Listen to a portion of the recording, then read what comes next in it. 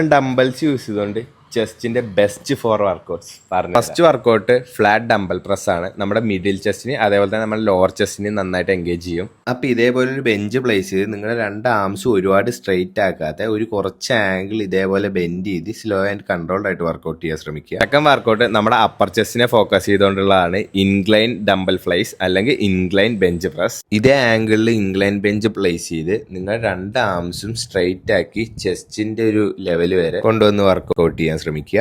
ഇനി അതേപോലെ തന്നെ ഇൻക്ലൈൻ ബെഞ്ച് പ്രസ് ആണ്. നിങ്ങളുടെ ആംസ് രണ്ടും കുറച്ച് ഉള്ളിലോട്ട് ആംഗിൾ ബെൻഡ് ചെയ്ത് ഇതേപോലെ വർക്കൗട്ട് ചെയ്യാൻ ശ്രമിക്കുക. തേർഡ് വർക്കൗട്ട് നമ്മുടെ ലോവർ ചെസ്റ്റിനെ ഫോക്കസ് ചെയ്തിട്ടുള്ളതാണ് ഡിക്ലൈൻ ഡംബൽ ഫ്ലൈസ് അല്ലെങ്കിൽ ഡിക്ലൈൻ ഡംബൽ പ്രസ്.